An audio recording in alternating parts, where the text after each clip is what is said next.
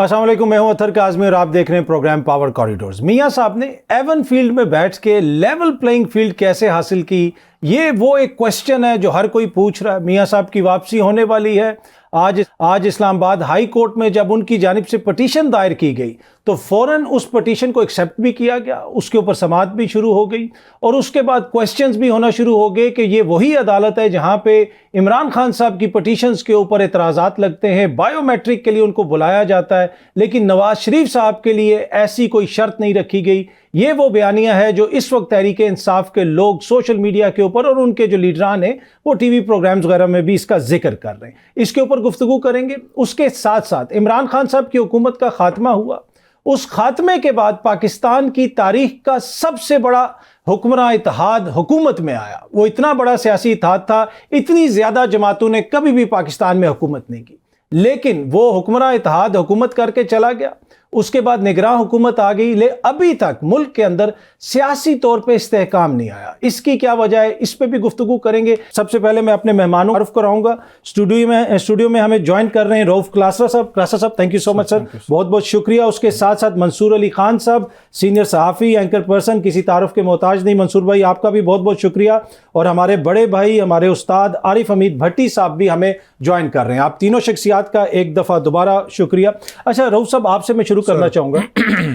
Level playing field की बात होती है। जब पनामा का पेपर्स आए उसमें एवन फील्ड के फ्लैट आए, और वो एवन फील्ड के फ्लैट वो हैं कि जहां पे मियां साहब ने जाके अभी दोबारा क्याम किया, और उन्हीं एवन फील्ड के फ्लैट्स में बैठे हुए उन्होंने लेवल प्लेइंग फील्ड भी हासिल कर ली। क्या उन्होंने चेयरमैन तहरीक इंसाफ से बेहतर सियासत की? क्या वजह है कि वो ये सब कुछ हासिल कर सके वहां पे बैठे हुए भी? बड़ा अच्छा सवाल है आपका आई मस है। ये पहली दफ़ा इन मियां साहब को लेवल प्लेइंग फील्ड नहीं मिल रहा। इससे पहले आपको याद होगा जब वो 10 साल की डील करके गए थे ये पहले उसमें जद्दा गए थे, फिर उसके बाद लंदन गए थे जनाब मुशर्रफ साहब के पास। तो वापस जब आए थे, अब उनके लक देखें या उनके तल्लुकात देखें, वट एवर जो आपने कहा जी बेहतर सियासत करते हैं, वो टक्कर तो हर दफ़ा मारते ही हैं ना। टक्कर के बाद उन्हें अपनी सियासत करनी आती। टक्कर से पहले वाली जो है ना सियासत जो है ना, वो थोड़ी सी हमारे लीडरों को नहीं आती, जो मेरा ख्याल करनी चाहिए थी। खैर, वो जब यहाँ से उनको सजाएं भी हुई, पार्डन भी लिया, सब कुछ किया, वापस आए। आप नोट करें 10 साल बाद उनको हालांकि उम्र कैद थी, 14 साल सजा थी और भी नाअहली वगैरह थी। तो उनको उस वक्त ये चीफ जस्टिस साहब जो थे इफ्तिखार चौधरी साहब, उन्होंने भी इसी तरीके से पटिशन एडमिट करके आफ्टर 10 ईयर्स ऑलमोस्ट, तो उन्होंने उनके सारे वो केसेस, मुकदमे, चीज़ें साफ़ करके क्लियरेंस करके, फिर उसके बाद पार्लियामेंट में भी आपको याद होगा 18वीं तरमीम के तहत कि तीसरी दफ़ा वज़ीर आज़म नहीं बन सकते, जो जनाब मुशर्रफ ने एक शर्त रख दी थी नवाज शरीफ साहब को रोकने के लिए। उन्होंने जरदारी साहब के साथ मिलकर वो भी ख़त्म करवा ली, इधर से केसेस क्लियर करके 2013 में वो वज़ीर आज़म भी बन गए। अब आप इसको सियासत कहें, अब आप उनको लक कहें या उनको समझदारी कहें, जो भी कहें। उसके बाद फिर अब वो वापस आए हैं तो भी वही हम ये चीज़ें अदालतों में देख रहे हैं, एडमिट भी हो रही हैं चीज़ें, प्रोसीडिंग भी हो रही हैं, सब कुछ हो रहा है। इसमें जो मैं ये खान साहब के बारे में और नवाज शरीफ साहब के बारे में कहता हूँ, ये एक दूसरे का उधार नहीं रखते। दोनों लाहौर से हैं, दोनों क्रिकेट का शौक है, दोनों की बड़ी दोस्ती भी रही है, उनके तल्लुकात भी रहे हैं, दोस्ती लव हेट रिलेशनशिप जो भी है सारा जानते हैं। जो काम उन्होंने आके इनके लिए किया था, इन्होंने नवाज शरीफ साहब ने खान साहब के लिए, कि इन्होंने 2016-17 में जो टक्करें मारी एस्टैब्लिशमेंट के साथ, लड़ाई झगड़े जो भी हुए, और खान साहब को मौका बन गया था कि वो दरमियान में अपनी स्पेस निकालें, अपनी सियासत करें, अच्छी सियासत करें। तो उन्होंने उस वक्त जर्नलों के साथ मिल के इनका तख्ता उलट किया और ये जेल में, और वो फिर खान साहब को उन्होंने ले आए, पावर में ले आए। तो मियां साहब जो हैं वो भी ज़्यादा देर, उसके बाद खान साहब भी ज़्यादा देर बर्दाश्त नहीं कर सके कि जनाब नवाज शरीफ साहब का इतना बड़ा एहसान है कि मुझे ये पावर में ले आए, अगर ये लड़ाइयाँ झगड़े ना करते जर्नलों के साथ तो ये तो बैठे होते। तो खान साहब ने एग्जैक्ट वही कुछ किया उसमें 2021 में जो नवाज शरीफ साहब ने पहले किया था 2016-17 में। थोड़ा ज्यादा नहीं कर दिया? मतलब कहीं मिस कैलकुलेशन हुई आपको लगता है? मेरा ख्याल खान साहब से ज्यादा हुई है। मुझसे अगर पूछें कि आपके पास एक पोस्टिंग के लिए आपने इतना बड़ी लड़ाई ली, एक जर्नल के लिए, फैज़ के लिए, इट वाज़न्ट वर्थ इट। अगर मुझसे पूछें, आप प्राइम मिनिस्टर हैं, चलते रहें, अच्छा जो भी DGI आना था आपने अपॉइंटमेंट करनी थी। अगर उन्होंने कुछ आपके खिलाफ करना भी है तो आप अपॉइंट करें ना करें। जनरल ज़िया को जो उस भुट्टो साहब ने लगाया, उन्होंने कुछ नहीं किया। मुशर्रफ को नवाज ने लगाया। सो उस वक्त मेरा ख्याल है इनकी जो थी कि सिविलियन सुप्रीमेसी जो हमारा सियासतदान कहते हैं, जिसके आप और मैं, हमारे दोस्त बैठे हैं यहाँ पे, भट्टी साहब हूँ, मंसूर हूँ, हम ऑन पेपर तो बड़ा कहते हैं जी बिल्कुल कि सियासतदानों को सुप्रीमेसी होनी, जो फेयर इनफ। लेकिन सियासतदान जब उन्हें जर्नलों को कंधों पर चढ़ के नारे मारते और हमें विक्ट्री साइन दिखाते नजर आते हैं तो फिर कौन सी सुप्रीमेसी कैसी? तो खान साहब अगर आप उन्हीं के कंधों पर चढ़ के आ रहे थे तो 1.5 साल मजीद बैठे रहने देना था उनको, करना था। सो वो जो ब्लंडर्स पहले नवाज शरीफ ने मारे, या लोग कहें कि नहीं जी उनके देखे सियासतदान थे, हमारे इलेक्टेड थे, उनका राइट बनता था, फौजियों का क्या राइट बनता है वो आए और सियासत इनको डिक्टेट करवाएं और हमारे वजीर आज़म को अपनी मर्जी का फैसला करें। बहरहाल मेरा तो ये है कि पहले नवाज शरीफ साहब ने इनकी ये मदद की खान साहब की कि तुसी वजीर आज़म बन लो, अब खान तो खान साहब ने कहा जी गल सुनो मियाँ साहब गल चंगी नहीं है, इतनी ज़्यादा देर में थोड़ा आसान आप रख कह रहे हैं कि जो मियाँ साहब के लिए आसानियां पैदा हुई हैं उसमें खान साहब का अपना किरदार भी और अपना उनका रवैया भी। अच्छा भट्टी साहब, ये मियाँ साहब के मामले के ऊपर मैं आऊंगा, लेकिन पहले मैं फ़लस्तीन के हवाले से आपकी राय लेना चाहता हूं कि गुज़िश्ता शब वहां पे बमबारी की गई कि अस्पताल पे बड़े पैमाने पे वहां पे शहादतें हुई, पूरी दुनिया की जानिब से उसकी मजम्मत की जा रही है। लेकिन पाकिस्तान के अंदर इस वक्त मसला ये है कि सेनेट का एक इजलास होना है जिसमें फ़लस्तीनियों के साथ हमने इजहार यकजहती करना है, लेकिन वो इजलास नहीं बुलाया जा रहा। कुछ लोग इल्ज़ाम लगा रहे हैं कि हुकूमत नहीं बुलाना चाहती क्योंकि हो सकता है कि सेनेट में ऐसी तकारीर हो जो सिस्टम को पसंद ना आए, यानी हुकूमत को पसंद ना आए। तो आप नहीं समझते कि सर कम अज़ कम मिनिमम चीज़ जो हम कर सकते हैं कि सेनेट में एक इजलास बुलाया जाए और इज़हार यकजहती की जाए और एक यूनैनिमस रेजोल्यूशन पास की जाए फ़लस्तीनियों के साथ इज़हार यकजहती के तौर पर? बिस्मिल्लाहिर्रहमानिर्रहीम। एक तो दोनों मेहमानों को, आपको गेस्टों को सलाम। सर गुजारिश है कि फलस्तीन के साथ ये जुल्म सितम आज नहीं जारी, मकबूजा कश्मीर में आज नहीं जारी।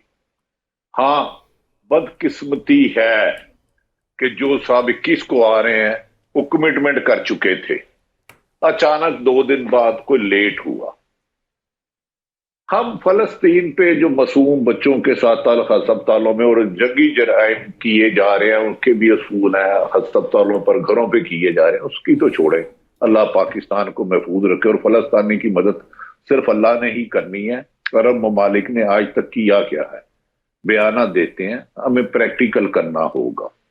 मकबूजा कश्मीर में भी लाखों शहादतें इसी वजह से होंगी, लेकिन ये पॉलिसी है। लेकिन काश हमारी हुकूमत फ्रंट पे आती और मैक्सिमम जैसे ईरान में किया। मेरी अपनी राय है, दोनों मेहमानों की राय का एहतराम ज्यादा है, उन्हें खुल के करना चाहिए था। अगर ये मुसलमान भाइयों पर मजालिम ना रखे, बैतुल मुकद्दस मेरा भी है, आपका भी है, सबका है, हम आखिरी खत तक जाएंगे।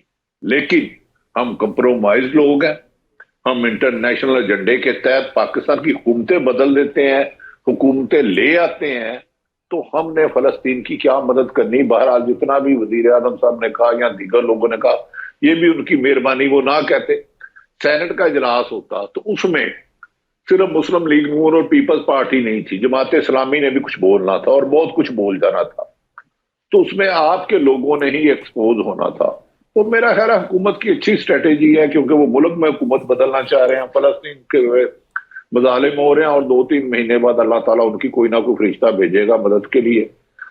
हमें पहले पाकिस्तान की तरफ देखना चाहिए, उधर भी कोई ज्यादा इंसानी ह्यूमन राइट की वायलेशन की जा रही है। ठीक ठीक। अच्छा, ये मियाँ साहब के मामले पे सर अगर आप कुछ फरमा दें कि जितनी जल्दी ये सब कुछ हो रहा है, समाअत भी मुकर्रर हो गई, अब समाअत कल तक के लिए मुलतवी भी कर दी इस्लामाबाद हाई कोर्ट ने, तो आप एक्सपेक्ट कर रहे थे कि इतनी जल्दी इंसाफ होगा या आपको लग रहा था कि शायद थोड़ा सा टाइम लगे इसमें? मुबैना तौर पर इंसाफ तो हो चुका है। देखें, एक होता है मैं और मंसूर साहब कोई रात को बार्गेनिंग करते हैं, सुबह आकर रंगबाजी करते हैं, प्रोग्राम में फैसला कर चुके होते हैं। मैं इसकी बात नहीं कर रहा, खुदा ना खास्ता इनकी, वो फैसला हो चुका है। रिटायर्ड जज से बात और 2 हाजिर सरदस लोगों के दरमियान, और आज से 1 महीना पहले फैसला हुआ।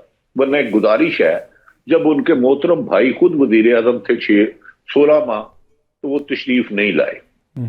गुजारिश है कि आपने अपने इंट्रो में कहा इमरान उधर एवन फील्ड में बैठ के लेवल प्ले फील्डिंग उन्होंने कैसे हासिल की।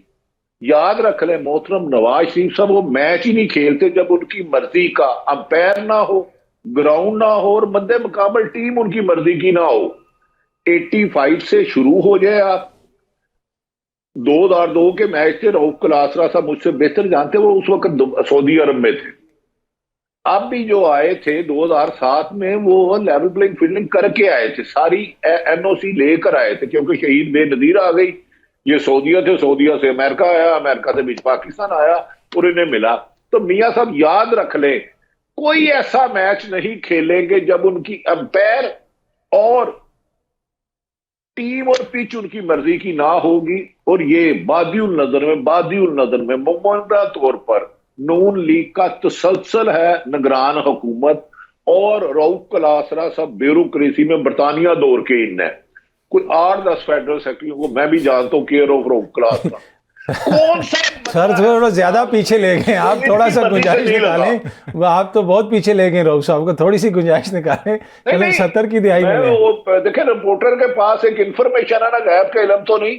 एक अफसर बताएं जो इनकी मर्जी का नहीं लगा, एक अफसर, सिर्फ एक, ठीक, वफाक और पंजाब दोनों में एक अफसर बता दे सिंगल इनकी मर्जी का नहीं लगा। और एंड पे डॉक्टर तुकीर ने 2 फेडरल सेक्रेटरियों के तबादले एक जगह से दूसरी जगह करवाए जिस दिन ट्रांसफर होनी थी।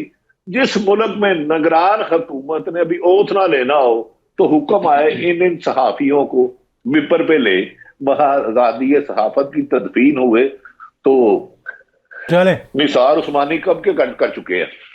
ठीक है। अच्छा मंसूर साहब, अब ये जो सारा मामला चल रहा है, भट्टी साहब ने भी उसकी जानिब इशारा किया, क्लासरा साहब ने भी कुछ बातें फरमाई, लग रहा है ऐसे है कि मियां साहब को थोड़ा सा कहीं पे लेवरेज दिया जा रहा है। अब ये जो सारा लेवरेज उनको मिल रहा है, उनकी पिटीशन बड़ी जल्दी लग गई, बायोमेट्रिक का कोई इशू नहीं हुआ, और दीगर भी जो स्टोरीज हैं इस वक्त मार्केट में गर्दिश कर रही हैं, आप भी सुनते रहते होंगे, क्या सियासी तौर पे इसका उनको फायदा हो रहा है? और सियासी तौर से मेरी मुराद है कि जो आम वोटर सपोर्टर है, जो आम बंदा है स्ट्रीट पे, वो ये सारी चीजें देख के इनकरेज होगा कि जनाब ये शख्स आ रहा है लिहाजा मैं इसके पीछे चला जाऊं, या फिर सियासी तौर पे इसका उनको नुकसान होगा आम बंदे की नजर में? बहुत शुक्रिया आतिफ साहब। आपने जो सवाल किया है उसके अंदर आपने लफ्ज इस्तेमाल किया थोड़ी सी लिवरेज मिल रही, मतलब थोड़ी लिवरेज जो है ये गलत मेरे ख्याल में एग्जांपल है, थोड़ी नहीं है, बहुत लिवरेज मिल रही है और इसको एक्सेप्ट करना चाहिए। लेकिन मैं इसके एक छोटी सी एग्जांपल मैं आपके सामने और ऑन अ लाइटर नोट में आपके साथ शेयर करना चाहूंगा, तो शायद हो सकता है मेरी बात समझने में आपके व्यूअर्स को जो है वो आसानी हो जाए। नई जब शादी होती है ना, तो पहले 4-5 साल जो कपल होता है ना, उसमें बंदा अगर इधर उधर कहीं पे निगाह डाले ना, तो जो बेगम होती है वो बड़ी जल्दी गुस्से में आ जाती है, बड़ी उसको तप चढ़ती है 4-5 साल देख रहे हैं। आपने बड़ा टाइम दिया सर, 4-5 साल। चले मैं एक्चुअली जो अगली बात करूंगा आपको समझ आ जाएगी। लेकिन उसके बाद शादी को 15-20-25 साल अगर हो जाए ना, और उसके बाद मियाँ जो है वो कहीं इधर उधर देख रहा हो, या वो कोई अफेयर चलाने की कोशिश करे, या वो ये कहे मेरे दिल में दूसरी शादी की तमन्ना जाग रही है, तो बीवी इतनी अक चुकी होती है, वो कहती जा कर ले, जाके जा दफा हो। मतलब उसकी स्टेज ऐसी आ चुकी होती है कि वो रेजिस्ट भी नहीं करती, वो कहती जा कर ले। मुस्लिम लीग नून और एस्टैब्लिशमेंट की जो कहानी है ना, वो कुछ ऐसी ही है कि इतना पुराना साथ है कि 2011 के बाद से जब प्रोजेक्ट इमरान खान चल रहा था, तो नून लीग के लोगों से जब प्राइवेटली बात होती थी ना, तो वो ये कहते थे कि नया प्यार है, इन्होंने कर लें दो। अल्टीमेटली आना इन्होंने हमारे पास ही है, क्योंकि हम तो हैं पहली बीवी, तो इन्होंने जो कुछ करना है ये कर लें, ये अल्टीमेटली हमारे पास ही आएंगे। फर्क सिर्फ अगर आप दोनों रहनुमाओं के कंपैरिजन अगर आप करें ना, तो शायद कुछ हद तक मियां साहब को ना इस नब्ज का पता था कि मैंने अगर पेच टाइट करना है तो किस हद तक करना है। और मेरे ख्याल में इसकी पीक जो थी वो थी गुजरांवाला का जलसा। मेरे ख्याल में मैंने उससे ज्यादा को बहुत बड़ी एंटी एस्टैब्लिशमेंट मूव नून लीग के मुंह से नहीं सुनी। बस वो वहीं तक गए और वहां से भी उसके बाद सॉरी करके जो है वो वापस आ गए। खान साहब की प्रॉब्लम ये थी कि खान साहब जो है, क्योंकि सेकंड मैरिज थी, नया लव था, नहीं समझ सके कि एक्चुअली पेच घुमाना है तो कितना घुमाना है। अब सूरत हाल ये है कि पेच बहुत ज्यादा घूम चुका है और अब कोशिशें हो रही हैं आरिफ अलवी साहब के जरिए कि जनाब को साड़ी लाइन सीधी कराओ, कुछ थोड़े से मसाइल जो हैं वो ठीक करवाएं। मियां साहब जो हैं वो अब उन हवाओं का, ठंडी हवाओं के मजे ले रहे हैं। ना बायोमेट्रिक की जरूरत पड़ती है, ना मियां साहब को खुद हाजिर होने की जरूरत है। कौंसिल के जरिए ही दरख्वास्त जो है वो जमा भी हो रही है, डेटें भी लग रही हैं। नैब के प्रोसिक्यूटर अदालत में भी आ गए आज, वहां पे किसी किस्म के कोई एतराजात नहीं हो रहे, कोई सवाल नहीं कर रहा कि जनाब आप तो 4 हफ्तों का थे, 4 साल के बाद वापस आ रहे हैं, क्या होगा। लेकिन आपका जो सवाल था कि सियासी तौर पे क्या आम बंदे की नजर में, आम बंदे की नजर में बड़ा अच्छा ये पॉइंट है। मेरा ख्याल में ये बहुत मुश्किल काम है, ये इतना आसान काम नहीं है। ये 1985 में, 1990 के इलेक्शंस में या फिर 96-97 में अब हम नहीं खड़े हुए, ये 2023 है। लोगों के हाथ में मोबाइल फोन आ चुका है, इंफॉर्मेशन को कैप्चर कर लेना, इंफॉर्मेशन को रोक लेना अब इतना आसान नहीं है, मुश्किल हो गया है। होती आज भी है, ऐसी नहीं है कि नहीं होती है। इंटरव्यू भी हो जाते हैं, लोग गायब होने के बाद आके पार्टियों को छोड़ भी देते हैं। वो कहते हैं मेरे अंदर से ज़मीर की आवाज आ गई है। ज़मीर कौन है? मैं आज तक उस ज़मीर से मिला नहीं हूं, लेकिन वो कहते जी ज़मीर की आवाज आ गई, इतना मुश्किल हो चुका है, इतना आसान नहीं है। मैं चाहूंगा नून लीग के किसी रहनुमा को कि लाहौर के, ये भट्टी साहब मेरे साथ लाहौर के अंदर ही मौजूद हैं, आए लाहौर पे चलते हैं, मियां साहब के हल्के के अंदर चलते हैं, बैठ के एक राउंड लगाते हैं, मेरे साथ खड़े हो, मेरे साथ साथ चक्कर लगाएं, माल रोड के ऊपर, हॉल रोड के ऊपर, ग्वाल मंडी के अंदर चक्कर लगाएं, एक एक करके लोगों से पूछते हैं, लोगों की राय लेते हैं कि क्या राय है नवाज शरीफ साहब के अपने हल्के के अंदर, आज क्या राय है। तो कानूनी तौर पे तो शायद जमानत मिल जाए, अवामी तौर पे जमानत लेना मेरा ख्याल में इतना आसान नहीं होगा। बस मैं इतना ही कहना चाहूँगा। ठीक है। अच्छा क्लासर साहब, ऑब्वियसली अब मियां साहब की जो सियासत है, लग रहा ये है कि अब वो हुक्मरानी की सियासत करें, मतलब कि वो उस तरह स्टेप्स ले रहे हैं। जब होता है ना कि आपने अपोजिशन की सियासत करनी हो तो बंदा थोड़ा सा खलंडरा हो जाता है, बयानात भी इस तरह के देते हैं। बड़ी अभी इस वक्त एतदाल लग रहा है उनके तमाम लीडरान के बयानात के अंदर। तो आपको लगता है कि ये मिशन जो है ये अकम्पलिश वो कर लेंगे जिस मिशन के ऊपर वो आ रहे हैं कि हुकूमत उनकी है? आपको मियाँ साहब चौथी दफ़ा वज़ीर आज़म नज़र आ रहे हैं? आपने भी बात की ना कि वो इक़्तिदार की सियासत कर रहे हैं, ये चीज़ मेरा ख्याल हर बंदे को समझनी चाहिए। थ्रू आउट ह्यूमन हिस्ट्री जो बंदा भी कहता है ना मैं आपको लीड करने आ रहा हूँ और आपके दुखों दर्दों में आ रहा हूँ, वो बेसिकली जो इक़्तिदार का नशा होता है ना, इससे बड़ा नशा दुनिया में नहीं पैदा हुआ। ना पैसा है, ना दौलत है, ना वोमेन है, ना कोई चीज़ें हैं। वो सबसे बड़ा ये है कि लोगों पे हुक्मरानी का नशा। लिहाजा जब ये लोग कहते हैं ना कि हम आपकी खिदमत करने आ रहे हैं, वो अपनी खिदमत नहीं, अपने इनर में जो रूल करने की एक ये पावर है। हर सियासतदान, ये लोग समझाएं, हर सियासतदान यहाँ हुकूमत करने इक़्तिदार के लिए पॉलिटिक्स करता होता है, उसके लिए डिफरेंट वो मॉडल्स इख्तियार कर लेते हैं आपको मुझे लोगों को वो करने के लिए, बेवकूफ़ बनाने के लिए। हैविंग सेड ऑल दिस, मियाँ साहब जो हैं इस वक्त, रात ही हमारी मुनीब फ़रूक साहब से बात हो रही थी हमारे प्रोग्राम में। मुनीब साहब अभी उनसे मिले हैं, मुलाकात हुई है उनकी, नवाज शरीफ साहब से भी, और उनकी इससे नवाज शरीफ साहब से और इस शहबाज शरीफ से। और उनके जो उन्होंने इंकशाफात किए they were very startling for me at least, अगरचे होने नहीं चाहिए थे। नोइंग मियाँ साहब अ बिट पर्सनली 2006, 7, 8 में जब वहीं पे थे, लंदन में थे, मैं आपकी तो काफ़ी मुलाकात रही, मतलब रहती थी अक्सर, मैं डेली नहीं तो हर दूसरे तीसरे दिन रहती। सो आई अंडरस्टैंड देयर उनकी मैनूवरेबिलिटी है, उनका स्टाइल है, गुफ्तगू गुड का बैड का। मियाँ साहब ये भाई जो जिस तरह खेलते रहते हैं, सो आई अंडरस्टैंड अ बिट। उसके बाद नहीं है मेरी मुलाकात है, लेकिन जो थोड़ा सा आइडिया है वो ये कह रहे थे कि इस वक्त जो इस वक्त बयानिया इन्होंने बनाया हुआ जी नहीं जी मियाँ साहब को हमने समझा दिया है कि वापसी पे आपने जनरल बाजवा और जनरल फैज़ को कुछ नहीं कहना।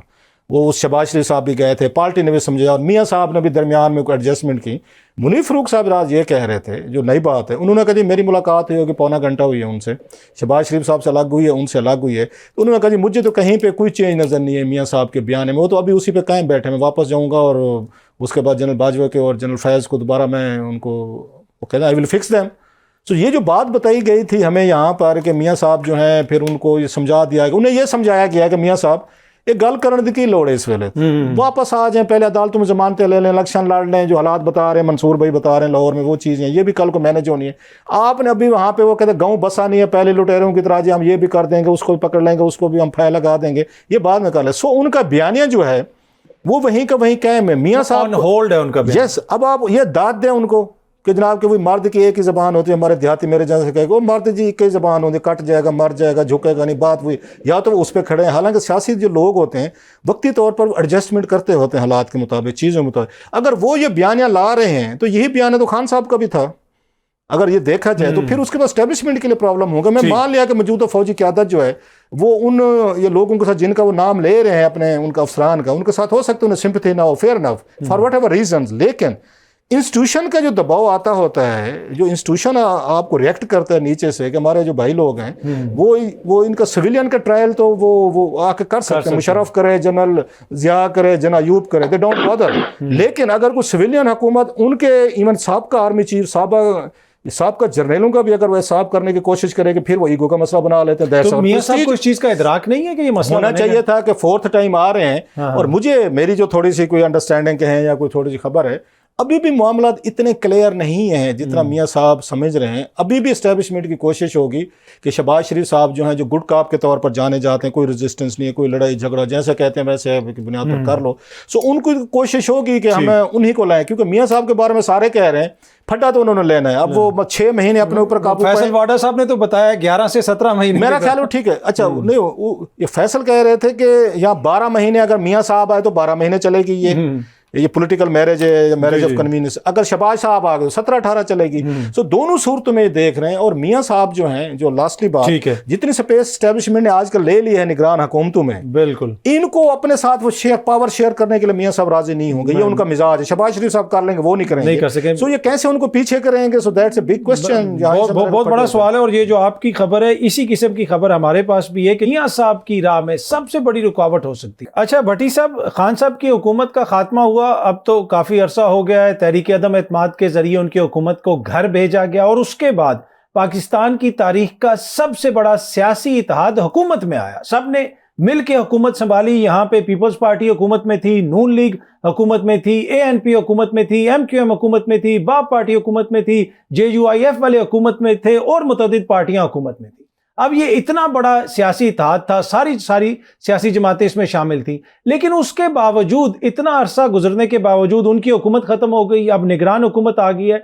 पर वो जो खान साहब की हुकूमत का खात्मा था और उसके बाद जो मुल्क में एक सियासी अदम इस्तेहकाम आया, वो अभी तक लगता है कि कंटिन्यू कर रहा है, खत्म नहीं हुआ। इसकी क्या वजह हो सकती है? सर गुजारिश है, आपने कहा गालिबन इस इत्तेहाद में मुस्लिम लीग नून, पीपल्स पार्टी, जमीयत उलमा इस्लाम, एमक्यूएम और दीगर, आपके दोनों गेस्ट मुझसे बहुत बहादुर है। मैं अलीफ और ए का नाम भी इस्तेमाल नहीं कर सकता। पीडीएम कहां थी? मैं दोनों मेहमानों ने अलीफ और ए का किया। मैं आजकल इतना डिफेंसिव हुआ हूं, बिल्कुल करीब से मुंह देख रहा हूं। मैं नाम भी इस्तेमाल नहीं कर रहा, असल तो वो थे। तो मुझे ये बताएं कि क्या नवाज शरीफ साहब 81 से शुरू हुए, 2007 में नवाज शरीफ साहब तशरीफ लाए। हम उस वक्त इतने बुरे नहीं थे। नवाज शरीफ साहब थे, अल्लाह जन्नत नसीब करे, कुलसूम नवाज थी, इसाक डार थे, सारे बैठे थे। तो उस वक्त जो मियाँ साहब ने, जिन दोनों मेरे दोनों ने एक अदारे का नाम लिया, जो लफ्ज इस्तेमाल किए, मैं तौबा, मैं क्या मियाँ साहब लगता है आपने कुछ नहीं सीखा। कहते हाँ ये वो फला। तो मियाँ साहब के लिए अब तमाम रास्ते क्लियर हैं। नवाज शहबाज शरीफ मैटर नहीं करता। असल बात है कि मियाँ साहब की और जिनकी शादी हुई है दोबारा हलाला के बाद, 5वीं शादी, जब तक तरीके इंसाफ के चेयरमैन है, ये मजबूरन इकट्ठे 14 जमातें और इनके जो भी दोस्त हैं, मेहरबान हैं, वो इकट्ठे रहेंगे। क्योंकि स्ट्रीट पावर, मेरी इतला में, मैं हरगिज़ हतमी फैसला नहीं दे रहा, 70 से 80% तरीके इंसाफ की तरफ जा चुकी है। वोट बैंक बादियुल नजर में ना मैं जज हूं, ना मैं कोई नजूमी हूं, वो जा चुका है। इन्होंने रहना, इमरान नवाज शरीफ साहब आके नीचे बैठ जाएंगे जब वो साहब ऊपर बैठे होंगे। जब तक इमरान खान तरीके इंसाफ मुकम्मल आउट नहीं होती, जिसके लिए 18 महीने से कोशिश की जा रही है। आप भी इधर है, मैं भी इधर हूं, मेरे दोनों भाई भी इधर है। ये घोड़ा और घोड़े का मैदान। मैं भी इन्हें बरतानिया दौर का जानता हूं। हुसैन की शादी में गलती से मुझे जाने का मौका मिला हुआ। उस वक्त कोई पॉलिटिशियन नहीं था। तो बहुत सारे राज इस सीने में है। लेकिन शहीद अरशद शरीफ की बरसी आने वाली है, चंद दिन रह गए हैं। और ये दूसरा बहुत जल्द 3-4 अरशद शरीफ बनाना चाह रहे हैं। कौन बनाना चाह रहा है? सियासी पार्टी है। खुदा ना खास्ता मैंने किसी नाम नहीं लिया, रऊफ साहब और मंसूर साहब ने मुझे रेस्क्यू करना। और ये मीटिंग हुई है और आपको अक्टूबर के एंड या नवंबर में गली मोहल्लों में बड़ी तेजी से कार्रवाइयां शुरू होंगी। बंदे पकड़े जाएंगे, उन्हें कहा जाएगा फलां जमात से टेलीफोन कराएं, ठीक, फिर उन्हें छोड़ा जाएगा। ठीक, ये नवंबर बहुत दूर नहीं है। ठीक है। तो मेरे मोहतरम, नवाज शरीफ की कोई अनानू नहीं है, कोई चक्कर नहीं है, इक़्तिदार धंधा है। जिलानी साहब ने इन्हें बनाया था, तो बाद में मियाँ शरीफ साहब जाके मामला तय कर लेते थे। शहबाज शरीफ इंडोर्ड रहता है, कर लेते थे। ये गुड को एक पुरानी प्रैक्टिस है। अब इस कहानी में वजन नहीं रहा। ठीक है। अच्छा मंसूर साहब, आजकल हम देख रहे हैं कि मुख्तलिफ प्रेस कॉन्फ्रेंसेज हो रही हैं, सियासी लीडरान, खुसूसन जो पीटीआई के लापता लीडरान हैं, वो कभी किसी एंकर के घर पहुंच जाते हैं, कभी घूमते फिरते किसी सियासी जमात के दफ्तर में पहुंच जाते हैं और अपनी जमात के हवाले से बड़े संगीन वो इल्जामात लगा रहे हैं। चेयरमैन तहरीक इंसाफ के ऊपर इल्जामात लगा रहे हैं। अब इन प्रेस कॉन्फ्रेंसेस के होते हुए और अब ये कहा जा रहा है कि मजीद प्रेस कॉन्फ्रेंसेस भी होंगी। आपको लगता है कि ग्राउंड पे इससे सिचुएशन तब्दील हो रही है और जो परसेप्शन है चेयरमैन तहरीक इंसाफ की वो अवाम की नजर में, उनके वोटर सपोर्टर की नजर में खराब हो रही है इस सारे मामलात से? देखिए अतर साहब, मेरा ये मानना है कि डेफिनेटली जो आपका अपना जो सपोर्टर होता है वो तो कहीं नहीं जाता, वो तो हमेशा रहेगा इमरान खान साहब के साथ ही। लेकिन इसका जो इफेक्ट आएगा वो मेरा ख्याल में इलेक्शन डे के हवाले से इस पॉइंट ऑफ व्यू से आएगा कि ये आपके एक्सपीरियंस प्लेयर्स हैं। उस्मान डार साहब सियालकोट की हद तक हो गए, फरूख हबीब फैसलाबाद की हद तक हो गए।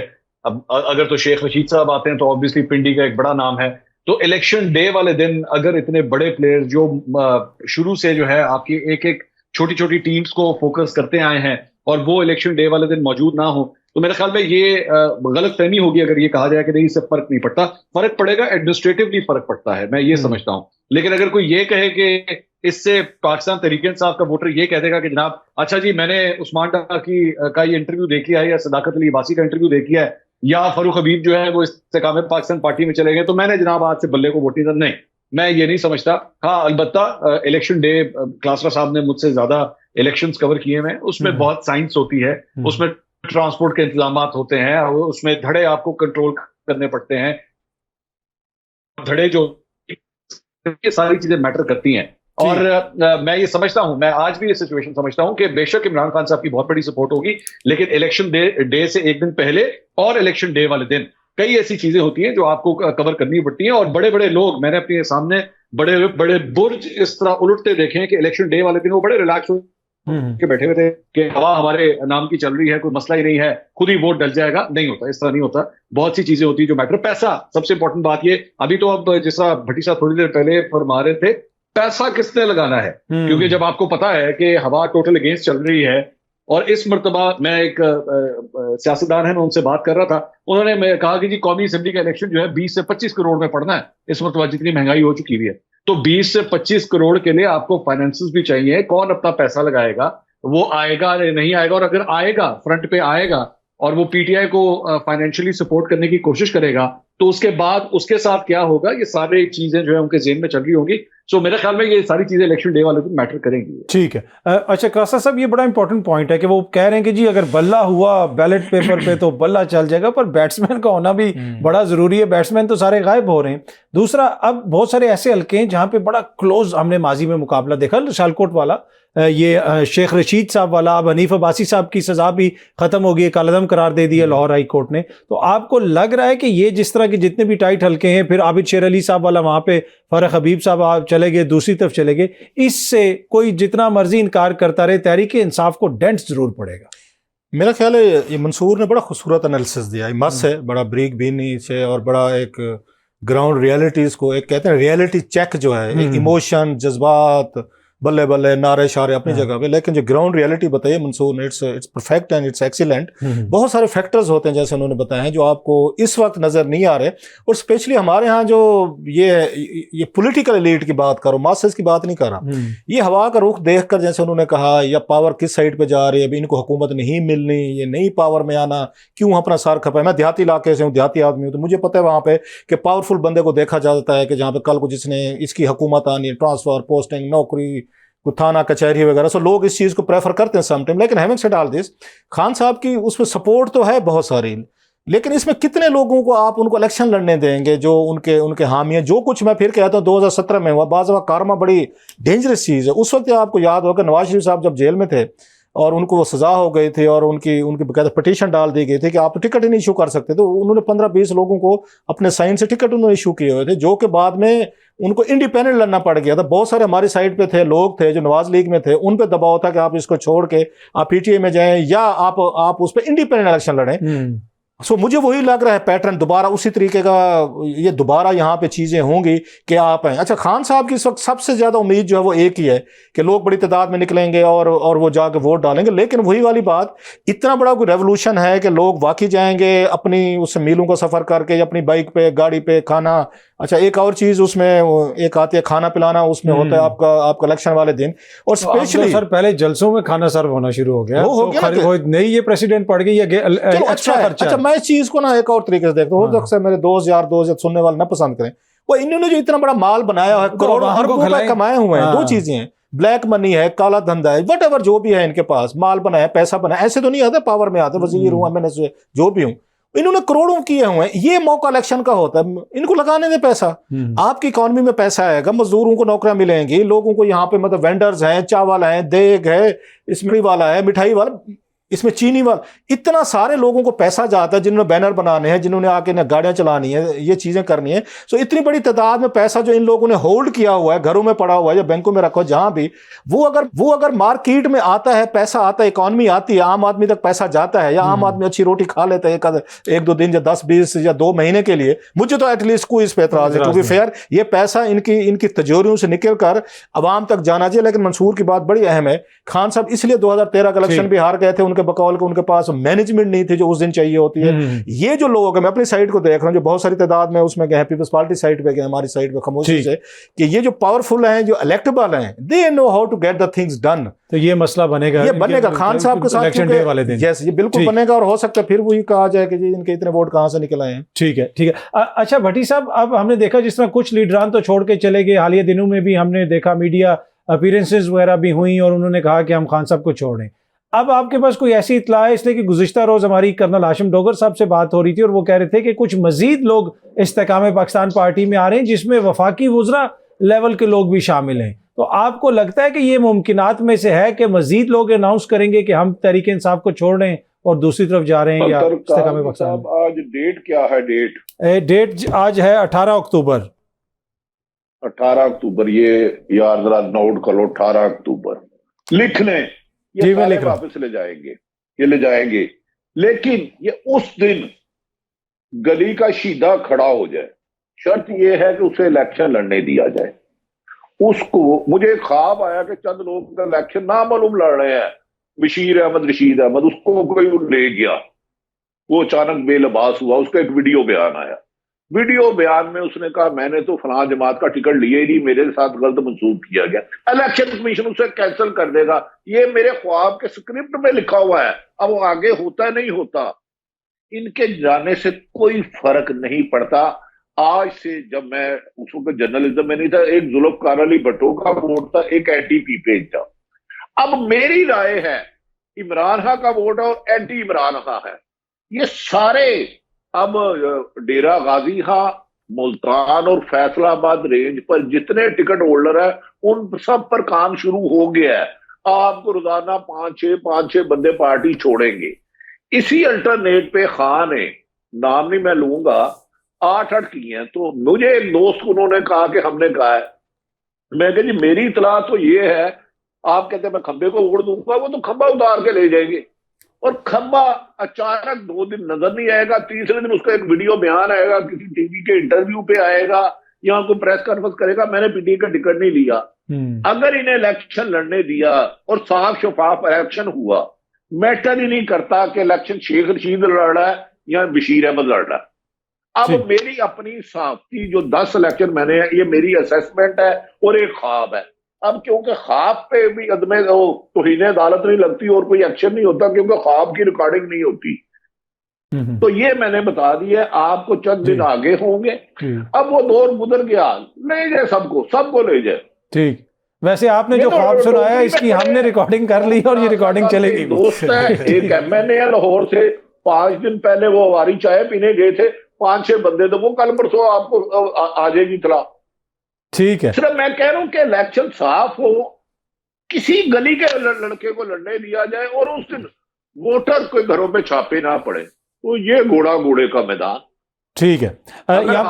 कैंडिडेट ही नहीं बनने देना, बनेगा तो उसका बयान आएगा, इलेक्शन कमीशन उसके कागज कैंसिल कर देगा, तो फिर यकीनन सुनिया हो जन गलियां ते मिर्जा यार फिरे। पीपल्स पार्टी के पास वोट बैंक है नहीं, इस्तेकाम पाकिस्तान का वोट बैंक बन नहीं रहा, उनमें जान के बंदे खड़े कर रहे हैं, क्योंकि बड़े बड़े बैनर लगे, करोड़ों रुपया लगे, इलेक्शन का माहौल बने। अगर आप पीटीआई को टोटल माइनस कर देते हैं तो इलेक्शन की एनवायरनमेंट नहीं बनेगी, मोहल्ले गलियों में इलेक्शन लगेंगे नहीं कि इलेक्शन बने हैं। तो ये एक स्कीम के साथ इन्वेस्टर बड़े बड़े उधर भेजे जा रहे हैं, एनवायरनमेंट बनाए और पीटीआई को आउट करे। यही ख्वाब के हिस्से के मुताबिक लंदन प्लान का हिस्सा है कि इमरान खां के लोगों को बल्ले को, लोगों को इलेक्शन नहीं लड़ने देना।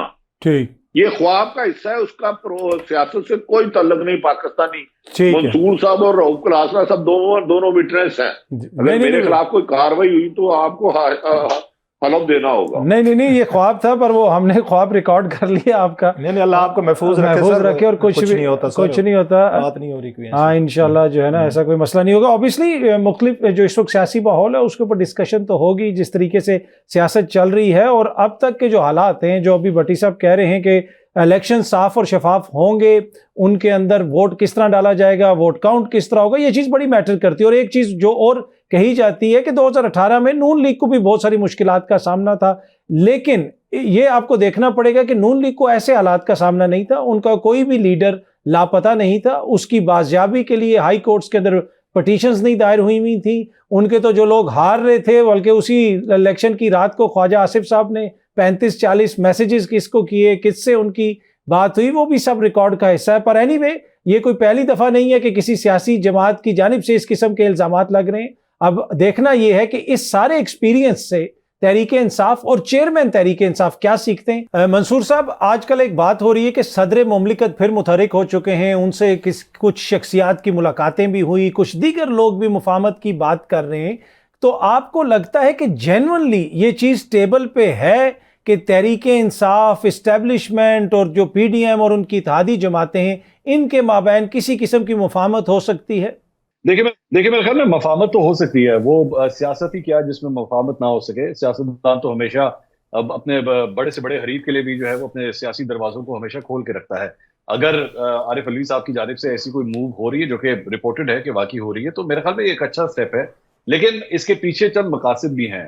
थोड़ी देर पहले जो गुफ्तगू हो रही थी कि पाकिस्तान तहरीक इंसाफ के लोग क्या इलेक्शन लड़ पाएंगे, नहीं लड़ पाएंगे। हाँ, लड़ पाएंगे, बिल्कुल लड़ पाएंगे, लेकिन उनके नामों के साथ चंद टिक होना बहुत जरूरी है। वो भी अप्रूव होना बहुत जरूरी है कि हाँ तुम लड़ सकते हो, तुमने ये किया है या ये करना है तो ठीक है, तब तुम्हें इजाजत है। लेकिन अगर आप ब्लैक लिस्ट के अंदर हैं तो फिर आपको लड़ने की इजाजत नहीं दी जाएगी, और अगर आपने लड़ने की कोशिश की तो फिर सेटल भी हो जाएगा। और मेरे ख्याल में जिस तरह थोड़ी देर पहले भट्टी साहब कह रहे थे कि अगर फ्री एंड फेयर इलेक्शन हुए, तो ये जो अगर है ना, ये इस पूरे अगर के ऊपर ही अगला 2024 का इलेक्शन जो है वो रिलाय करता है। मैं नहीं समझता, मैं आज ये बात कहना चाहूंगा कि मैं नहीं समझता कि 2024 के इलेक्शन जब भी होंगे, मैं नहीं समझता कि वो फ्री एंड फेयर होंगे किसी सूरत। मुझे कोई ऐसी इंडिकेशन नहीं है जिस तरफ हम इस रास्ते के ऊपर चल रहे हैं कि ये फ्री एंड फेयर इलेक्शन होंगे। हाँ, पाकिस्तान तहरीक इंसाफ को इस पूरी हांडी के अंदर एक ऐसे इंग्रेडिएंट के तौर पे जरूर इस्तेमाल किया जाएगा कि आप वेस्ट को, आप मगरबी ममालिक को, पूरी दुनिया को ये बता सके कि हमारे इलेक्शन जो हैं देखें बड़े फ्री एंड फेयर हुए हैं, हमने सबको अलाउ किया है, और ये देखें इस बल्ले ने भी पार्टिसिपेट किया, देखें कि उम्मीदवार भी खड़े हुए, लेकिन देखें अब अगर हार गए या उनको वोट नहीं मिले तो उसमें हम क्या कर सकते हैं। तो अभी तक के किसी किस्म के कोई आसार ऐसे नजर नहीं आ रहे, बल्कि 2018 के इलेक्शन से पहले जब वहां पे भी मनूवरिंग हो रही थी, अब सिर्फ फर्क ये है कि अगर वो दूसरे गेयर में हो रही थी तो अब हम चौथे गेयर के अंदर आ चुके हैं, और चौथे गेयर के अंदर ही सब कुछ हो रहा है, और बड़ा ब्लेटेंटली हो रहा है। मुझे ये कहने दीजिए कि बड़ा ब्लेटेंटली अब ऐसा हो रहा है कि किसी किस्म के कोई आसार नजर नहीं आ रहे। और मेरा ख्याल में 2013 के अंदर इमरान खान साहब ने उन इलेक्शंस के हवाले से 2014 में वो जो 126 दिन का धरना दिया था, आज शायद वो हालात हैं कि इमरान खान साहब अगर रिहा होते हैं तो शायद 2025 के अंदर जाके अब अगर वो एक ऐसा कोई धरना देते हैं तो इस मरतबा शायद वो जरूर वैलिडेट होंगे, और कहा जा सकता होगा कि हाँ जी, इमरान खान साहब के कंसर्न्स जो हैं वो काफी वैलिड हैं। PTI होगी, बल्ला होगा, लेकिन मेरा ख्याल में एक टूटा हुआ बल्ला जो है उसको इजाजत दी जाएगी बैलेट पेपर पर जाने की। ठीक है। अच्छा, अब जो साइफर का मुकदमा भी चल रहा है खान साहब के ऊपर, एक नैरेटिव जो बना दे PDM की जमातें और उनके इत्तेहादी कि इन्होंने मुल्क से गद्दारी की है, और जो वो मुकदमा है जिस किस्म का उसमें उम्र कैद और सजाए मौत की बातें हो रही हैं। अब खान साहब की सियासत से आप डिफर कर सकते हैं, आप कैसे उन पर तनकीद कर सकते हैं, लेकिन ये तो मानना पड़ेगा ना कि आबादी का 40-50% कम से कम जो है वोटर इस वक्त उनके साथ है। तो जब आप वो बंदा जिसको 40-50% लोग आबादी का जो लोग हैं वो दुरुस्त मानते हैं, सही मानते हैं, अगर आप उसको गद्दार की कैटेगरी में डाल देंगे तो इट मीन्स कि आप तो उन 40%, 50% आबादी को एलिनेट कर रहे हैं, तो वो कितना नुकसानदेह हो सकता है? सर, ये जो पोलराइजेशन है ना, साइडली खान साहब इस वक्त उसके विक्टिम है, अफसोसनाक है। लेकिन खान साहब ने भी तो इस ये पेट्रोल पे क्या कहते हैं, तेल पे तीली लगाने में उन्होंने भी तो बहुत सारे अरसे से ये काम किया है ना, सारी चीज़ें। अभी मंसूर ये बात कर रहे थे कि इनको नहीं, हमने क्योंकि मैंने यहाँ 25 साल से इस्लामाबाद में मैं करीब से देखा, सो मेरी कोई सिंपथीज नहीं है इनके साथ। ये हुक्मरान लीड जो है ना, जितने बड़े करीब से किसी दौर में हमें बड़ा रोमांस होता था, फलां अच्छा है, फलां अच्छा है, फलां बड़ी बात करेगा। At the end of the day we came to the conclusion they are all power grabbers. लोगों को बेवकूफ़ बनाना, उनको कहानियाँ डालना। At the end of the day आपके जहन में एक ही है कि मैंने इस मुल्क का वज़ीर बनना है, मैंने अपने ख़ानदान, अपनी फैमिली, अपने क्रोनीज, अपने दोस्त, अपने हमदर्द जो मेरे लिए तबला मारते हैं, मेरे लिए बैंड बाजे झुमरे झुमरे मारते हैं, मैंने उन्हीं को अब्लाइज करना। और बड़े बड़े बिग बिजनेसमैन टैकून जो है ना, उनके साथ मिलकर मैंने रूल करना है इस मुल्क पे, इस हुकूमत पे। अब सवाल यह है कि जिस वक्त आपको सूट कर रहा होता है कि एजेंसीज, आर्मी, इस्टेब्लिशमेंट वो आके ये तोड़ दे, बल्ला तोड़े, तीर तोड़े, शेर तोड़े, जिसको तोड़े, सूट करता है, उस वक्त वो अच्छी होती है। उस वक्त जब 2017 में हम उस वक्त पिट रहे थे, मेरे कई प्रोग्राम मेरे और आमिर मतीन के रिकॉर्ड पे पड़े, जब हम ये उसमें थे 92 में थे, कि आज इमरान खान ने विकेट गिरा दी, आज नवाज शरीफ की फलां विकेट गिर गई, आज उसका ये गिर गया, आज उसके जो 3 विकेटें एक ही बाल के साथ उड़ा दी। उस वक्त अगर आप उस प्रिंसिपल स्टैंस पे खड़े होते कि नहीं जी इनके विकेट मत गिरें, मैं अपनी पॉपुलैरिटी पे जीतूंगा, मुझे नहीं चाहिए जनरल फैज़ की सपोर्ट, नहीं चाहिए मुझे, जनरल बाजवे की नहीं चाहिए, मैं अपनी स्ट्रेंथ पे इलेक्शन लड़ूंगा, मुझे आप इन तमाम लोगों को तोड़ फोड़ कर मत करें। और इस तरह के करप्ट लीड जो लेकर है, जो इलेक्टेबल आप लेकर है, कि आपको कहा है कि पूरी की पूरी लिस्टें आपको जनरल फैज साहब वो एंडोर्स कर रहे थे, फ़ोन करवा लें और जाकर सीट ले लें।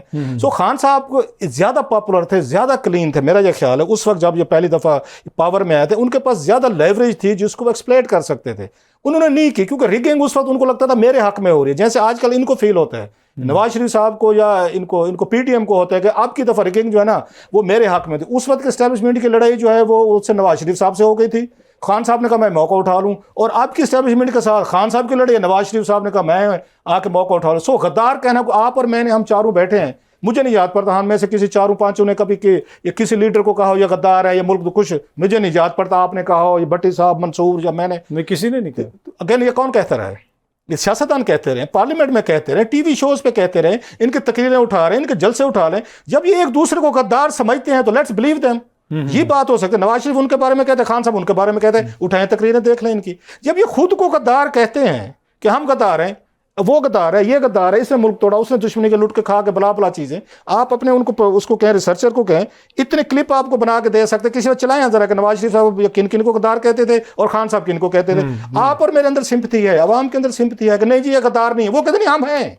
क्योंकि वो देखे ना, वो मोदी का यार और जिसने घसीटना को दोनों इकट्ठे हो गए, इकट्ठी हुकूमत बना ली। चीज है मोदी के यार वाले, चलो आपने पॉलिटिकल स्टंट बनाया, उन्होंने उधर बनाया, इधर हमने बनाया, हमारी महाभारत चलती रहेगी, वो तो अपनी जगह पे।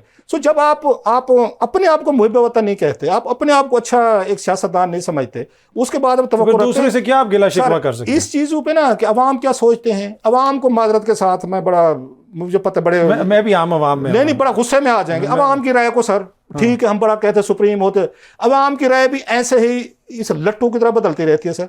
2-3 साल बाद इनको मैं जरा, आपने अवाम का जिक्र किया तो मैं अवामी, हमारे साफी हैं भट्टी साहब, मैं उनकी मैं इस पे थोड़ी सी मैं मतलब बात नहीं करना चाहता। अवाम की राय है, इन्होंने जनाब के शेर पंजाब उसको बनाया हुआ था, मुस्तफा खार भी शेर पंजाब था, नवाज शरीफ भी आखिरी शेर पंजाब तो बुजदार साहब। अच्छा ये अभी आएंगे भट्टी साहब के फेवरेट आएंगे, बुजदार साहब इलेक्शन जीतेंगे, खान साहब इंशाल्लाह दोबारा बनेंगे, वही लोग वही टीम। अवाम जो है ना सर, मादरत के साथ मैं फिर कह रहा हूँ, अवाम को हमने बड़ा करीब से देखा है। अभी 40 रुपए पेट्रोल की कीमतें वही अवाम की राय बड़ी बेहतर होगी, डॉलर की कीमत बेहतर होगी। मैं भट्टी साहब से इसका जवाब देता हूं, रहती है बेचारे अपने हालात वाकयात के साथ। बिल्कुल। अच्छा भट्टी साहब, इस पे भी आप जरूर कमेंट कीजिएगा। उसके साथ साथ देखिए, क्लासा साहब ने एक बड़ा इंपॉर्टेंट पॉइंट उठाया है कि वक्त के साथ साथ सियासतदानों के अपने बयानिए बदलते रहते हैं, एक दूसरे के ऊपर इल्जामात लगाते हैं, जो चीज़ माजी में बुरी होती है वो हाल या मुस्तकबिल में उसको वो अच्छा कहना शुरू कर देते हैं। इसी तरह आपको सहाफत का जो किरदार है, देखिए आज से आप चले जाएं, आज से मैं जरा क्वेश्चन में जरा कंप्लीट करने दें सर, क्वेश्चन मेरा जरा सर सुन लें तो वो प्लीज आप जो है ना फिर वो बेहतर तरीके से आंसर दे सकेंगे। अगर हम 24-26 महीने पीछे चले जाएं तो इस मुल्क में सहाफ़ी हमें हर वक्त बताते थे कि हाइब्रिड निज़ाम है और इस मुल्क के अंदर जमहूरियत खतरे में है, आज़ादी राय खतरे में है। लेकिन अब जो 16 महीने के दौरान हुआ, उनमें से बहुत सारी आवाज़ें जो हैं वो अब हमें उस तरह नहीं बताती, ना वो महंगाई का बताती हैं, ना वो हाइब्रिड निज़ाम का जिक्र होता है, ना दीगर चीज़ों का जिक्र होता है। तो सहाफ़त के किरदार पे भी थोड़ी सी जरा रोशनी डालिएगा। अच्छा साहब, गुजारिश है, हुकूमतें बनती टूटती रही हैं, जमातों की हमदर्दियां लेती बिगड़ती रही हैं, ये एक पूरी तारीख है। बदकिस्मती से मैं नाम नहीं लेता, नवाज शरीफ साहब ने एक साहब को बनाया था, एक्सटेंशन भी उसको दी थी। मैं तो इतना कमजोर हूं ना, हम साहब का भी नाम नहीं लेता, मौजूदा तो दूर की बात है, एक्सटेंशन को भी उसको दी थी। अब बदकिस्मती के एक्सटेंशन दी, हुकूमत गिरा दी और बंदा इतना पॉपुलर हो गया कि इनकी रेंज से जो ताकतवर हल्के हैं उनसे भी निकल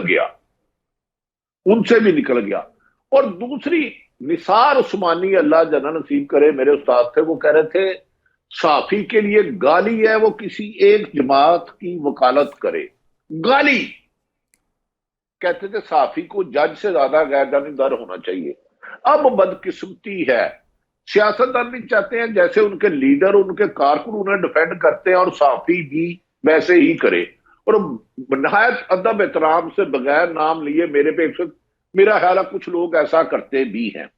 सबसे पहले एहतसाब साफी का होना चाहिए, आज ही होना चाहिए, इसी वक्त होना चाहिए और मेरे नाम से शुरू होना चाहिए। जब सहाफत में आए क्या असासे थे, आज क्या है, किसने किस जमात के साथ सरकारी विजिट किए, किसी ने किससे काम लिया, इमरान खान के दौर से शुरू हो जाए आज हो जाए।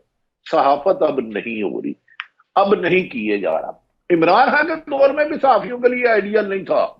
उससे पहले नवाज शरीफ ने 96 में जंग पे फायरिंग की, फायरिंग अतर कैन यू इमेजिन फायरिंग। लेकिन कोई एक दौर बताए एक साथी पे 16 पर्चे हुए हो, अरशद शरीफ को मुल्क छोड़ दिया हो, इमरान रियाज के साथ क्या किया हो, साबर शाकर चले गया, डॉक्टर मोईद चले गया, दर्जनों और साथी अपने सांस गिन रहे हैं। पहले भी आइडियल माहौल नहीं था हमारे लिए। हर सियासतदान ताकतवर कहता है मेरी मर्जी का सच बोल लो, लेकिन अब तो सच गाली बना दी है, क्राइम बना दिया है। ये मेरी राय है, हो सकता है लोगों के लिए एनवायरमेंट अच्छी हो। और इसके बावजूद भी जो साफी साफत को किसी जमात या किसी भी अदारे का आला कर रहा है, तो मेरे ख्याल में अल्लाह ताला उसकी हिफाजत करे और जो टौड़ बन चुके हैं उन्हें निशाने इबरत बनाए अल्लाह ताला। ठीक है। अच्छा मंसूर, लेकिन जी याद रख ले, साफ शफाफ इलेक्शन हुए, कैंडिडेट उठा रहे सारे, मुझे नून लीग तीसरे नंबर की भी जमात नहीं लग रही। ठीक है, ये मेरी असेसमेंट है, खुदा ना खास्ता फैसला नहीं, साफ शफाफ इलेक्शन और सारे कैंडिडेट उठा ले, सीधा मीधा खड़ा हो, तो मुझे नून लीग तीसरे नंबर की जमात है इस वक्त। ठीक है। अच्छा मंसूर साहब, आखिर में मैं आपसे चाहूंगा जरा ब्रीफली आप कमेंट कर सकें कि आपको लगता है जो हमने सहाफत का यहाँ पे जिक्र किया कि कहीं ना कहीं सहाफत भी क्राइसिस में है। हालिया दिनों में कुछ ऐसी एपिसोड्स हुई, आप भी उसका जिक्र वगैरह भी करते रहे, दीगर दोस्त भी करते रहे, तो आपको लगता है कि सहाफत भी क्राइसिस में है? एब्सोल्युटली, मैं बिल्कुल आपकी बात से एग्री करता हूँ। सहाफत के ऊपर वाकई एक जवाल आया हुआ है और मैं, जारी बात है, मेरे जो दोनों कॉलीग्स यहाँ पे मौजूद हैं हमसे बहुत एक्सपीरियंस है, हमने बहुत कुछ सीखा है इनसे। लेकिन 15 साल मुझे हो गए हैं इस फील्ड के अंदर। 15 साल में ऐसी ब्लेटेड किस्म की हरकतें मैंने जिंदगी में कभी नहीं देखी। आता था हमेशा, जारी बात है, मुख्तलिफ क्वार्टर्स की जानिब से, हल्कों की जानिब से प्रेशर्स आते थे कि जनाब ये इस तरह नहीं, इस तरह कर लें, ये नहीं वो कर लें, और उन प्रेशर्स को बर्दाश्त भी किया जाता था। लेकिन अब तो ऐसा खुल्लम खुल्ला काम स्टार्ट हो गया है कि हंसी आती है, और बल्कि कभी कभार हंसी से ज्यादा दुख होता है इन चीजों को देखते हुए। क्या मैं नहीं बता सकता, मैं खुल के आपके सामने बात कर रहा हूँ कि मैं इस वक्त आपके प्रोग्राम में बता नहीं सकता कि सदाकत अली अब्बासी के इंटरव्यू के बारे में मेरे पास क्या क्या डिटेल्स हैं, और जो मैंने अपने वीलॉग के अंदर या सोशल मीडिया पे जो शेयर किए हैं वो 10% भी नहीं है।